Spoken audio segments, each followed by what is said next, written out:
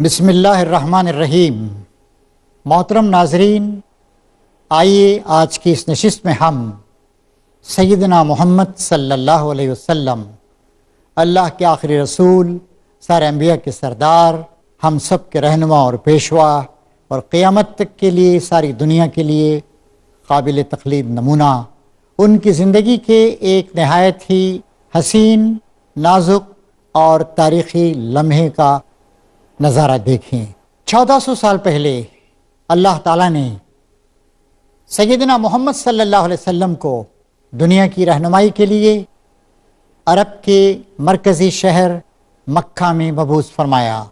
عیسیٰ علیہ السلام کے 570 سال بعد 570 عیسوی میں سیدنا محمد صلی اللہ علیہ وسلم شہر مکہ میں قبیلہ قریش کی ایک شاخ بنو ہاشم کے خاندان میں ایک نہایت معزز گھر میں آنکھیں کھولتے ہیں۔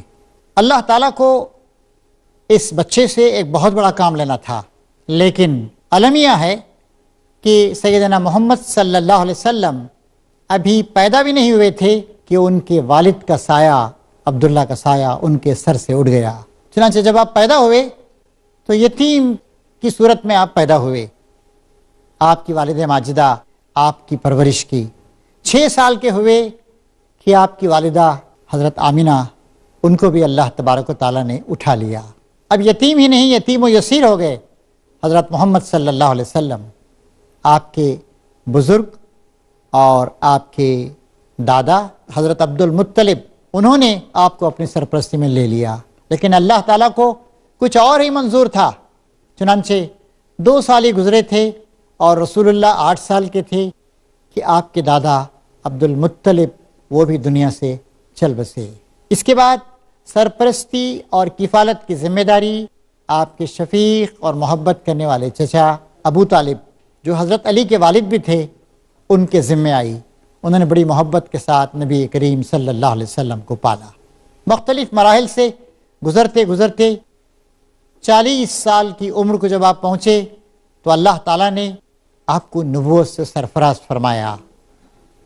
مکے سے چند کلومیٹر کے فاصلے پر جبل نور کی بلندیوں پر غار حرا میں اللہ تعالیٰ نے جبرائیل امین کو بھیجا اور انہوں نے آپ پر اللہ تعالیٰ کی وحی نازل فرمائی، پیغام پہنچایا، اور آہستہ آہستہ اسلام کا پیغام آپ مکے کے لوگوں کے سامنے پیش کرتے چلے گئے۔ یہ پیغام کیا پیغام تھا؟ یہ پیغام یہ تھا کہ اللہ وحدہ لا شریک کی بندگی اور عبادت کرو، اس کے علاوہ کسی کے آگے مت جھکو، اسی کے بندے بن جاؤ۔ یہ ساری کائنات، یہ زمین اور تمہاری زندگی سب اللہ تعالیٰ کی عطا کردہ ہے، اس کا عطیہ ہے، لہٰذا اللہ ہی کو اپنا معبود اور اپنا خدا تسلیم کرو۔ دوسری دعوت کا جز یہ تھا کہ محمد صلی اللہ علیہ وسلم اللہ تعالیٰ کے نبی اور رسول اور نمائندے بنا کر بھیجے گئے ہیں، وہ جس طریقے زندگی کی طرف دعوت دے رہے ہیں اس طریقے زندگی کو اپنایا جائے، اپنی زندگی سے خرابیوں کو دور کیا جائے، اچھائیوں کو حاصل کیا جائے، اور دنیا کو تبدیل کر دیا جائے، ایک پاکیزہ انقلاب لایا جائے۔ شروع میں نبی کریم صلی اللہ علیہ وسلم کی اس دعوت کو حیرت کے ساتھ سنا گیا، لیکن پھر جب مکے کے لوگوں نے محسوس کیا کہ یہ دعوت ان کی جو باتیں ہیں اس کے خلاف پڑتی ہے اور ان کی سیادت کے لیے اور ان کی لیڈرشپ کے لیے خطرہ ہے، انہوں نے مخالفت شروع کر دی، کیونکہ وہ باپ دادا کی باتوں کو اور اپنے غلط تصورات کو ترک کرنے کے لیے تیار نہیں تھے۔ آپ کے ساتھیوں کو ستایا جانے لگا، برا بھلا کہا جانے لگا، مختلف طرح کی پریشانیاں آتی رہیں۔ پھر ایک مرحلہ آیا کہ آپ نے اپنے ساتھیوں کو اس بات کی اجازت دی کہ وہ ہجرت کر کے حبشہ چلے جائیں، جسے آج ہم ایتھوپیا کہتے ہیں۔ 2 بار اس طریقے سے ہجرت ہوئی، لیکن حضور کی دعوت آگے بڑھتی رہی، اچھے لوگ، سعید روحیں اسلام کی طرف آتی رہیں۔ آخر کار مکے کے لوگوں نے دیکھا کہ اب اسلام کی دعوت مکے سے آگے بڑھ کر اور جگہوں پر بھی پہنچ رہی ہے، مدینے کے لوگ بھی اسلام قبول کر رہے ہیں، اور ان کو اس بات کا اندیشہ ہوا کہ ان کی جو بت پرستانہ زندگی، مشرکانہ زندگی، شراب اور جوئے میں ڈوبی ہوئی زندگی ہے، وہ کہیں ختم نہ ہو جائے۔ چنانچہ انہوں نے رسول اللہ کو بھی اذیتیں دینے شروع کر دیں، برا بھلا کہا، بد دعائیں دیں گالیاں دیں، ایک سخت قسم کا مرحلہ آیا۔ آخر کار انہوں نے طے کیا کہ نعوذ باللہ رسول اللہ کو قتل کر دیا جائے۔ کئی تجویزیں سوچی گئیں، حضور کو وہاں سے نکال دیا جائے، یا حضور کو قید کر دیا جائے، یا یہ کہ آپ کو قتل کر دیا جائے۔ ابو لہب اور ابو جہل جو حضور کے رشتے کے، ابو لہب تو حضور کے سگے چچا تھے اور ابو جہل رشتے کا چچا تھا، یہ بڑے ہی نالائق قسم کے سردار تھے۔ انہوں نے مشورہ دیا کہ نہیں، اگر ہم انہیں نکالیں گے تو جہاں بھی جائیں گے لوگ ان کی دعوت کو قبول کریں گے اور ہمارے لیے خطرہ پیدا ہو جائے گا، قید کریں گے تو ان کے ساتھ ہی ان کو چھڑا لیں گے، انہیں قتل کر دینا چاہیے۔ کتنا شرمناک، کتنا دردناک فیصلہ تھا کہ نیکی، خدا پرستی، پاکیزگی اور انسانیت کی دعوت دینے والے نبی کو قتل کر دیا جائے۔ چنانچہ ایک منصوبہ بنایا گیا کہ قریش کے مختلف قبائل کے نوجوان، ان کو چنا گیا کہ ایک رات کو اچانک حملہ کریں اور نبی کریم صلی اللہ علیہ وسلم کا خاتمہ کر دیں۔ نبی کریم صلی اللہ علیہ وسلم اللہ تعالیٰ کی اجازت کے منتظر تھے، کیونکہ نبی کبھی بھی اللہ کی اجازت کے بغیر اپنا مستقر، اپنا سینٹر اور اپنا شہر چھوڑتا نہیں۔ آخر اجازت کا لمحہ آ گیا اور حضور سے کہا گیا، اے محمد صلی اللہ علیہ وسلم، آج تم کو اس شہر کو چھوڑ دینا ہے، مکے کو، اور مدینہ کی طرف تمہیں کوچ کرنا ہے۔ آپ نے اس بات کو بہت ہی خفیہ رکھا، کسی کو نہیں بتایا۔ ہاں، اپنے سب سے قریبی، پیارے اور جانثار ساتھی سیدنا ابوبکر صدیق کو آپ نے بتا دیا، اور دوپہر کے وقت حضور وہاں پر گئے اور سب کو، گھر کے لوگوں کو ہٹا دیا اور کہا کہ ابوبکر، اجازت آ چکی ہے، آج رات نبی ہجرت کرے گا، مکے کو چھوڑے گا اور مدینے کی طرف رواں دواں ہو جائے گا۔ ابوبکر صدیق نے کہا، یا رسول اللہ، میرے ماں باپ آپ پر قربان، میں نے پہلے ہی سے ایک آدمی کا انتظام کر رکھا ہے تاکہ وہ ہمیں بالکل ہی لامعلوم قسم کے راستوں سے لے کر مدینہ تک پہنچا دے۔ میں نے 2 تیز رفتار اونٹنیاں بھی تیار کر رکھی ہیں۔ یا رسول اللہ، یہ میرے لیے خوش قسمتی کی بات ہے کہ مجھے اس ہجرت کے سفر میں، اس تاریخی سفر میں آپ کی معیت اور آپ کا ساتھ نصیب ہو رہا ہے۔ رات کا وقت تھا، نبی کریم صلی اللہ علیہ وسلم اپنے چھوٹے سے گھر میں موجود تھے، اور رات جیسے جیسے آگے بڑھنے لگی، دشمنوں کا نرغہ سخت سے سخت ہوتا چلا گیا۔ 12 نوجوان مختلف قبائل سے تعلق رکھنے والے تلواریں لے کر کھڑے ہوئے تھے۔ عرب کے لوگوں میں بھی شرافت کا احساس تھا، کسی آدمی کو گھر کے اندر قتل کر دیا جائے، یہ ان کی غیرت، حمیت اور بہادرانہ جذبات کے خلاف تھا۔ چنانچہ وہ رات بھر پہرا دیتے رہے کہ صبح کے وقت حضور جیسے ہی باہر آئیں گے آپ پر اچانک حملہ کریں گے اور 12 تلواریں آپ پر پڑیں گی۔ نبی کریم صلی اللہ علیہ وسلم کے اخلاق کی ایک جھلک ملاحظہ فرمائیے کہ رات کے وقت آپ نے حضرت علی کو بلایا، اے علی، یہ دیکھتے ہو میرا بستر؟ جی یا رسول اللہ۔ جانتے ہو بستر کیا ہے؟ جانتا ہوں یا رسول اللہ، آج تلواروں کی چھاؤں میں ہے آپ کا بستر۔ علی، آج تمہیں اس بستر پہ سونا ہے؟ یا رسول اللہ، میرے ماں باپ آپ پر قربان، میرے لیے اس سے زیادہ اور بڑی بات کیا ہو سکتی ہے کہ اللہ کا رسول بچ جائے اور میں اس کی جگہ شہید کر دیا جاؤں، میں کٹ جاؤں اور اللہ کا رسول باقی رہے۔ یا رسول اللہ، آپ کو بہت بڑا کام کرنا ہے، آپ کے ذریعے سے اسلام کے نور کو مکمل ہونا ہے، آپ کے ذریعے سے 4 دانگے عالم میں اسلام کی روشنی کو پھیلنا ہے۔ خوشی خوشی میں سونے کے لیے تیار۔ ہاں علی، یہ دیکھو، یہ مختلف لوگوں کی امانتیں، اور یہ امانتیں کن کی تھی؟ ظالموں کی امانتیں، دشمنوں کی امانتیں، نقصان پہنچانے والوں کی امانتیں۔ اے علی، فلاں کا زیور ہے، کل صبح فلاں کو دے دینا، فلاں کی امانت ہے، اس کے سپرد کر دینا، فلاں کا روپیہ میرے پاس تھا، اس تک پہنچا دینا۔ کتنا اونچا اخلاق تھا۔ انک لعلی خلق عظیم، یقیناً آپ اخلاق کے نہایت اونچے مرتبے پر فائز ہیں کہ دشمنوں تک کے لیے آپ ان کے ساتھ بھی آپ انصاف کا معاملہ کر رہے ہیں، اور حضرت علی کے پاس وہ ساری کی ساری امانتیں سپرد کر رہے ہیں۔ آخر رات بھیگنے لگی، رات کی گہرائی زیادہ ہونے لگی، خاموشی تیز سے تیز تر ہونے لگی۔ وہ مخصوص لمحہ آیا جبکہ نبی کریم صلی اللہ علیہ وسلم باہر نکلے، اور اللہ تعالیٰ کو اپنے نبی کو بچانا تھا، یہ اللہ تعالیٰ کی منصوبہ بندی تھی۔ چنانچہ جو لوگ گھیرے ہوئے تھے چاروں طرف سے، ان پر ایک طرح کی نیند سی طاری ہو گئی، اور نبی کریم صلی اللہ علیہ وسلم جیسے مکھن میں سے بال نکل آئے، صاف اس طریقے سے نکل کر آپ ابوبکر صدیق رضی اللہ تعالیٰ عنہ کے گھر پہ پہنچے۔ پھر کہا کہ ابوبکر چلو۔ منزل کون سی تھی؟ غار ثور، مدینے سے جنوب میں چند کلومیٹر کے فاصلے پر۔ پہلے ایک پہاڑی پہ چڑھتے ہیں، تھوڑا سا اترتے ہیں، پھر ایک اور اونچی پہاڑی پہ چڑھتے ہیں۔ اس جگہ نبی کریم صلی اللہ علیہ وسلم رواں دواں تھے۔ محبت کا، جانثاری کا، وفاداری کا ایک اور منظر اس وقت ہمیں نظر آ رہا ہے۔ نبی کریم صلی اللہ علیہ وسلم ابوبکر صدیق کے ساتھ غار ثور کی خاموشی اور تنہائی میں جا کر روپوش ہو گئے۔ کیسی خوش قسمتی ہمارے لیے، کاش ہم اس وقت حضور کے ساتھ ہوتے واقعی۔ اب ہم خیالات کی دنیا میں خیالات کے پروں پر سوار ہو کر نبی کریم صلی اللہ علیہ وسلم کے ساتھ ساتھ ہیں، یہ بھی ہمارے لیے کم خوش قسمتی نہیں ہے۔ نبی کریم صلی اللہ علیہ وسلم جب غار ثور کے پاس پہنچتے ہیں، ابوبکر صدیق پہلے وہاں پر جاتے ہیں، غار کو پاک صاف کرتے ہیں، کہیں کچھ سوراخ وغیرہ ہیں وہاں پر کچھ کپڑے وغیرہ ان کے اندر ٹھونس دیتے ہیں تاکہ کسی قسم کا کیڑا وغیرہ نہ آپ کو تکلیف نہ پہنچائے۔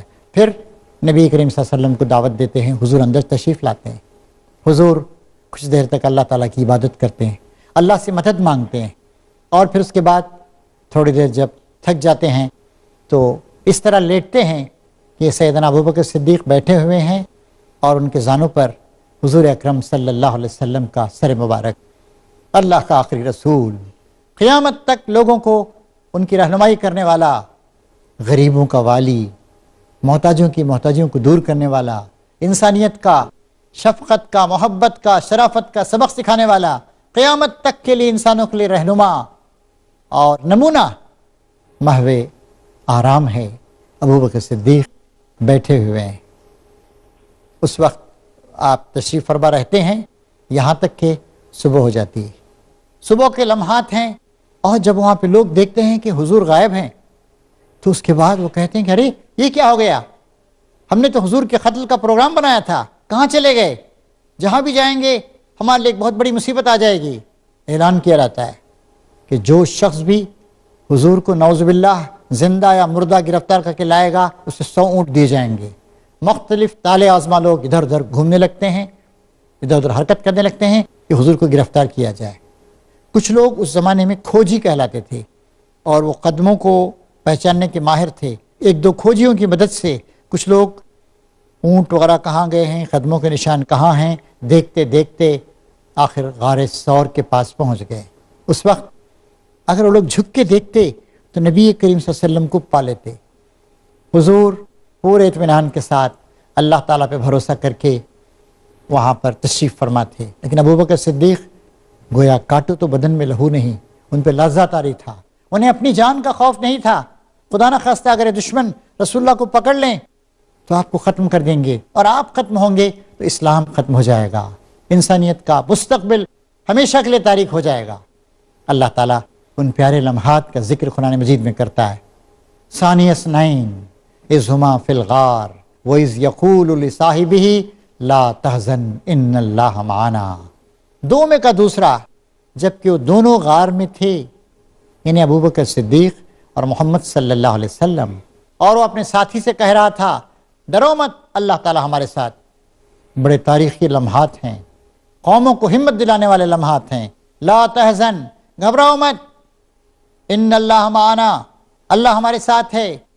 ہر شخص جب بھی کسی مصیبت کا شکار ہو تب اسے ان الفاظ کو دہرانا چاہیے، ڈرو مت، اللہ تعالیٰ ہمارے ساتھ، ہم کبھی تنہا نہیں ہیں، ہم اللہ کا کام کر رہے ہیں، اللہ کی راہ پہ چل رہے ہیں، اللہ کی طرف بلا رہے ہیں، اللہ کے بندے ہیں تو اللہ ہمارے ساتھ۔ اللہ تعالیٰ فرماتا ہے اس کے بعد ہم نے ان پہ صبر و سکون نازل فرمایا، ایسے لشکروں کے ذریعے سے ان کی مدد کی جو تم کو نظر نہیں آتے۔ جی ہاں، گمانوں کے لشکر ہوتے ہیں تو یقینوں کا بھی لشکر ہوتا ہے، کفر کے لشکر ہوتے ہیں تو ایمان کا بھی لشکر ہوتا ہے، خدا کا لشکر ہوتا ہے، اور جب اللہ تعالیٰ کسی کی مدد کرتا ہے تو ظاہر ہے وہ شخص ناکام نہیں ہو سکتا۔ 3 دن تک نبی کریم صلی اللہ علیہ وسلم وہاں پر روپوش رہے، حالات جب درست ہوئے تو آپ وہاں سے نکلے۔ اب نبی ہجرت کر رہا ہے، اپنے وطن کو چھوڑ رہا ہے، وہ گلیاں جس میں وہ چلا پھرا تھا، پلا بڑا تھا، جہاں کے لوگوں کی اس نے خیر خواہی کا حق ادا کر دیا۔ مدینے کی طرف قافلہ رواں دواں ہے، 2-3 افراد پر مشتمل چھوٹا سا قافلہ۔ نبی کریم صلی اللہ علیہ وسلم مڑ کر ایک بار شہر مکہ کی طرف نظر ڈالتے ہیں، اور درد بھرے الفاظ میں کہتے ہیں ان نازک لمحات میں، اے مکہ، اے شہر مکہ، اے وہ شہر جس کے اندر حرم مبارک ہے، مسجد حرام ہے، خدا کی قسم تو میری نگاہ میں سب سے زیادہ محبوب ہے، اور خدا کی نگاہ میں بھی تو سب سے زیادہ محبوب ہے، میں ہرگز ہرگز تجھے چھوڑ کے نہیں جاتا، لیکن میں کیا کروں کہ تیرے باشندے مجھے یہاں رہنے نہیں دیتے۔ حسرت بھری آخری بار نگاہ ڈالی اور اللہ کا رسول ہمیشہ ہمیشہ کے لیے مکے کو چھوڑ کر مدینے کی طرف روان دواں ہو گیا۔ کیسے نازک لمحات تھے، لیکن کیسے تاریخ ساز لمحات تھے۔ نبیوں کے ساتھ اکثر ایسا ہوا ہے، مشکلات انہیں برداشت کرنی پڑی ہیں، لوگوں نے ان کی قدر نہیں پہچانی، لوگوں نے ان کی ناقدری کی، اور پھر اس کے بعد حضور جو مدینہ گئے، مدینہ یہ کیا ہو رہے۔ ایک بار مدینے کے لوگوں نے کہا یا رسول اللہ آپ کو فتح و کامرانی حاصل ہو جائے گی تو آپ کہیں مکہ تو نہیں چلے جائیں گے؟ حضور نے کہا کہ نہیں، میرا جینا مرنا تمہارے ساتھ، میں نے اللہ کے راستے میں ہجرت کی ہے، تم نے میرا ساتھ دیا ہے، میرا استقبال کیا ہے، تم نے اپنا خون پسینہ ایک کر دیا ہے، تم نے اسلام کو پناہ گاہ فراہم کی ہے، میں یہیں رہوں گا، آئندہ یہیں مروں گا۔ چنانچہ نبی کریم صلی اللہ علیہ وسلم کے انتقال کے بعد آپ کی قبر مبارک وہیں بنی، آپ نے مسجد نبوی وہیں آپ نے تعمیر کی۔ اس طریقے سے مکہ جہاں اللہ کا گھر ہے، دنیا کی پہلی مسجد ہے، اس کے ساتھ ساتھ مدینہ جہاں نبی کریم صلی اللہ علیہ وسلم کی مسجد ہے، آپ کی قبر مبارک ہے، اور آپ کی زندگی کے آخری 10 سال وہاں پہ گزرے، وہ بھی ہمارے لیے محترم اور متبرک ہو گیا۔ یہ لمحہ بڑا نازک تھا، یہ لمحہ انسانیت کے لیے ایک تکلیف کا مرحلہ تھا کہ ناقدروں نے اللہ کے مقدس رسول کو مکے سے نکلنے پہ مجبور کر دیا، لیکن ساتھ ساتھ یہ لمحہ ایک تاریخی لمحہ بھی تھا، اس لیے کہ اسلام مظلومی کے عالم سے نکل کر اب قوت اور اقتدار اور پاور کی پوزیشن میں داخل ہو رہا تھا۔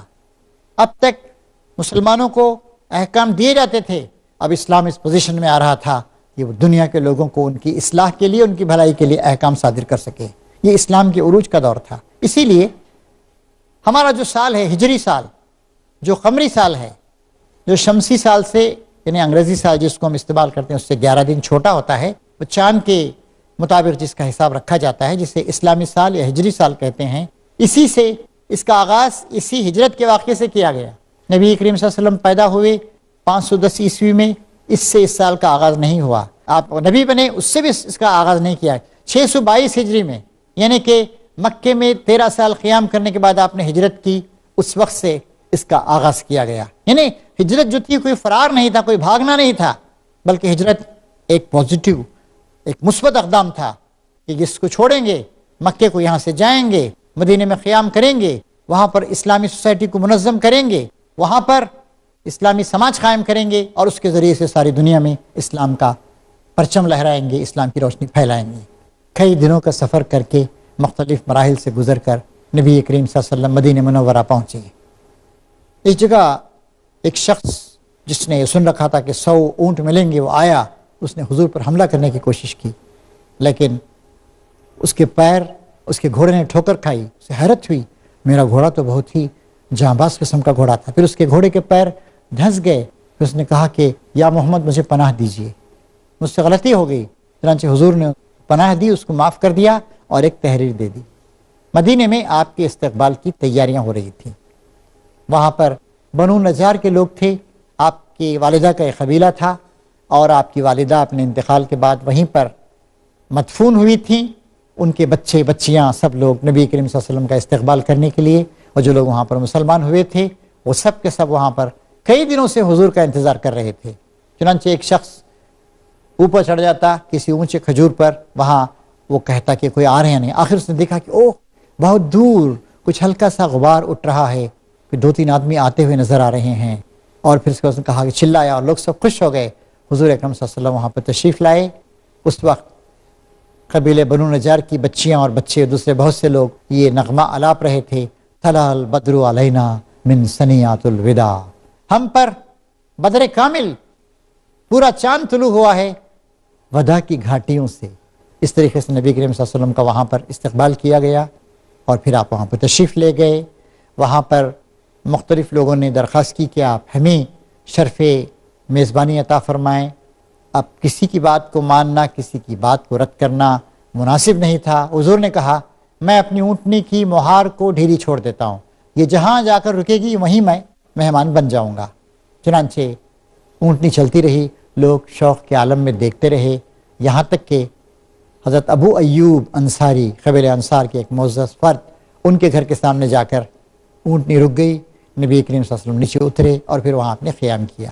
اس کے بعد مدینہ پہنچنے کے بعد اسلام کی عظمت کے دور کا آغاز ہوا۔ مشکلیں وہاں بھی آئیں، اللہ کے دین کو غالب کرنے کے لیے، ظالموں کا مقابلہ کرنے کے لیے، برائیوں کا خاتمہ کرنے کے لیے مشکلات تو ہمیشہ آتی ہیں، لیکن ہجرت کا مرحلہ ایک بہت ہی پازیٹیو، بہت ہی مثبت اور بہت ہی انقلابی مرحلہ ثابت ہوا۔ اب مکے میں جو خطرات تھے، ان خطرات سے روز حضور کو نبٹنا نہیں پڑتا تھا، اب آپ کو ایک اطمینان نصیب ہو گیا تھا۔ اب مدینے کے لوگوں کا پروٹیکشن آپ کو حاصل تھا، جنہوں نے کہا تھا کہ یا رسول اللہ، جہاں آپ کا پسینہ گرے گا وہاں ہمارا خون گرے گا، یا رسول اللہ ہمیں معلوم ہے کہ آپ کو یہاں پر پناہ دینے کے بعد تلواریں ہم پہ برسیں گی، لوگ ہمارے ساتھ دشمنی کریں گے، لیکن یا رسول اللہ انشاءاللہ ہم آپ کا دفاع کریں گے، ہم آپ کی مدد کریں گے، ہم آپ کو کبھی دشمنوں کے حوالے نہیں کریں گے۔ یا رسول اللہ آپ ہمارے ہاں رہ کر وہ کچھ دیکھیں گے کہ آپ کی آنکھیں ٹھنڈی ہو جائیں گی۔ اس طریقے سے نبی کریم صلی اللہ علیہ وسلم آپ مدینہ تشریف لے گئے، اور ہجرت کے وہ جو نازک لمحات تھے وہ انسانیت کے لیے تاریخی لمحات ثابت ہوئے، اور ایک نئے دور کا آغاز ہوا۔ اللہم صلی علی محمد و علی آل محمد وبارک وسلم، وآخر دعوانا ان